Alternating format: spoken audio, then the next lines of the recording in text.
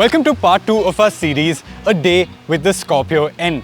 We're putting friends of Evo India into the driver's seat of the new Scorpio N to ask them what they think about it.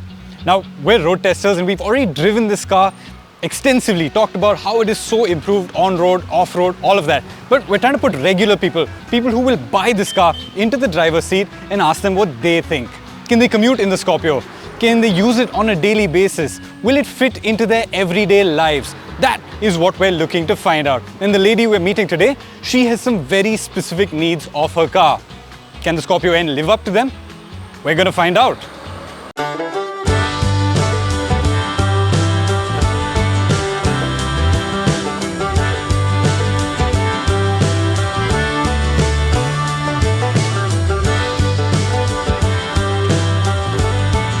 Hi Tanya. Hello. Guys, meet Tanya. She's a chef and she's a biker. She owns this beautiful Z1000 and she also owns a Polo GT TSI. That's proper enthusiast stuff. Now Tanya, she runs a cafe in Koregaon Park in Pune called To The Tea. And they're known for some brilliant cakes, their coffee, and of course some great food. Apparently, the croissant sandwiches in her restaurant are to die for.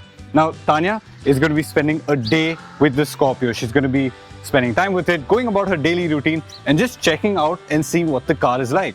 Tanya, here you go.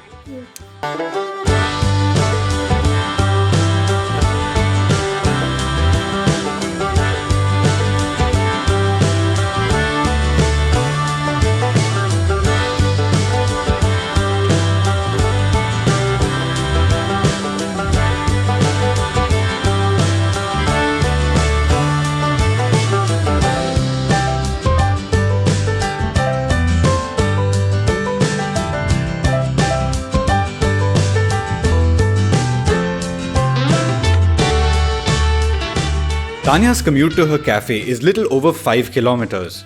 She lives in the camp area in Pune and has to drive to South Main Road in the upmarket Koregaon Park area every day in peak hour traffic. She was behind the wheel of the Scorpio N today, so she decided to take a slightly longer route to experience what the SUV had to offer. Pune is notorious for its bad roads and errant bikers, but Tanya seemed to be doing just fine.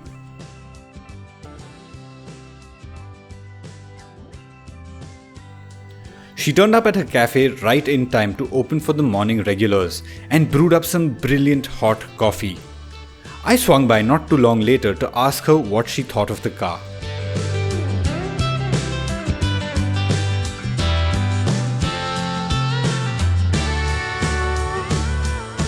Okay, so Tanya, you spent a morning with the Scorpio. What were your first impressions of it like?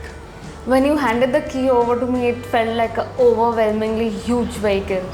On the contrary, when I sat inside the car, of course very spacious car because you see the size, but it felt so easy to maneuver around. It felt like I was driving a hatchback but still sitting up there. So very compact vehicle to drive around. Yeah. It was easy to drive in the city? It was an easy drive, yeah, in the city. Yeah, so tell me about that, your commute. You drove from home to Koregaon Park. It's a reasonably long drive, it's not too long, but Pune's roads, bikers, the potholes, how did it deal with all of that? So usually I get very thrown around in my Polo when I leave from home because there's a lot of traffic on my route here and peak traffic time when I come to work. So the Scorpio has a very impressive presence, a road presence, being a big car, and people do make space. Of course, you're sitting up there, you're in that commanding position, so you can see everyone around you and you can drive easier. You know, you're sliding through the traffic. It's easy. Otherwise, in the Polo, I'm sitting down and I can see people around me, but here I'm like up here. And it felt like I was driving the Polo, but sitting up there. Felt like a very easy steering, very light steering to the car. Yeah, it also has a good turning radius. It has a great turning radius, which I noticed on my U-turn, which I have to make every day to work. So yeah, it made a very easy turn. Also, my society has very cramped spaces. Even a small car is difficult to park there. This one made it easy. I mean, I could reverse it all the way to my parking and very easily. I'm not a very tall person. So once I sit in any of the cars, I get thrown around because of my size usually. But in this, it felt like it had a very nice sinking and feeling into the seats. and it has good cushioning or bolstering, if that's what you would call it. It gives very good back support. I do have a little bit of a back issue, so it gave a great back support also.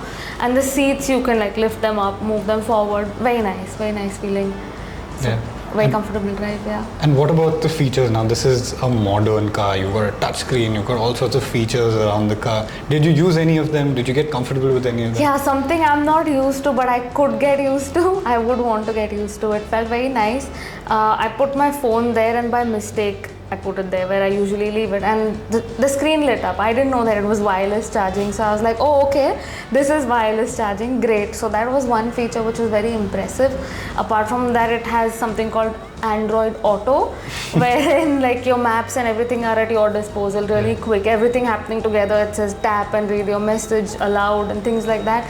Something I'm not used to, but I really liked. I mean, it's at your fingertips and very quick. Yeah. So everything happening all together, very nice, yeah. And what did you think of the performance of the car? The engine, the suspension, the brakes?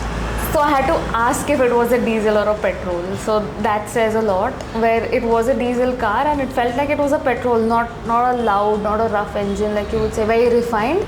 So not much sound to the engines, which felt very good. I thought it's a big car, so pickup would be like, it would have like a turbo lag, if you call it. That's what you call it. So it felt like it would be a little, but it took off, it takes off. It's a very good car for its size. The braking is very urgent. I mean, I thought a big car like this wouldn't brake. I mean, you have to decide, okay, I'm going to brake there and it will brake, but it stops where it has to. Yeah. So brilliant braking on this car also, which you need with the traffic and the two-wheelers and people going crisscross. So what's of utmost importance to me in a car is that the cakes that I deliver, they're very delicate and they have a lot of workmanship on it, a lot of intricacies. What happens usually is that the cake goes all over the place in a car, you know, and this car, I don't have to worry.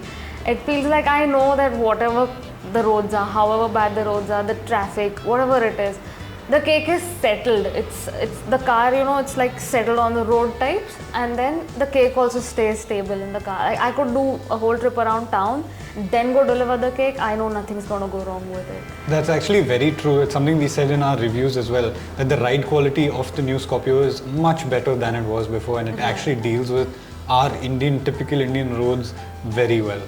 Okay, Tanya, now my last question to you. Do you see the Scorpio fitting into your life? Oh yes, every day. I think it's something that I would love to drive around because of all the various reasons I mentioned.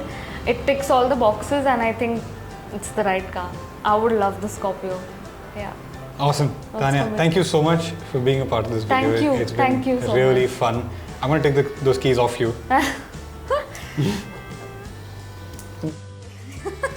And see you next time. Yeah? Thank you. Bye-bye.